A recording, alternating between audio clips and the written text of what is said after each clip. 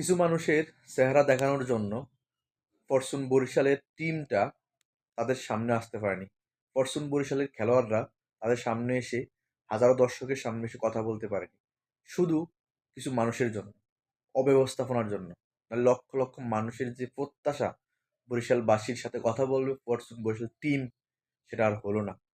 তবে তামিম ইকবাল দুঃখ প্রকাশ করেছেন।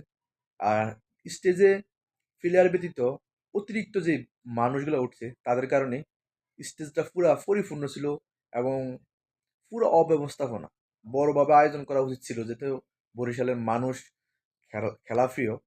তবে সব মিলিয়ে তামিম ইকবাল তামিম ইকবাল টিম বরিশাল গেছে, এটাই বরিশালবাসীর জন্য অনেক। তবে বরিশালবাসী যেভাবে চাইছিল আর প্লেয়াররা যেভাবে চাইছিল সেটাও হয়নি। তবে তামিম দুঃখ প্রকাশ করছে, সমস্যা নেই, নেক্সট টাইম আবার হবে, ভিন্নভাবে হবে, ভিন্ন ব্যবস্থাপনা, উন্নত ব্যবস্থাপনা, সর্বোচ্চ নিরাপত্তার মাধ্যমে হয়তো বা নেক্সট যদি বরিশাল হ্যাটট্রিকটা করে তাহলে হবে।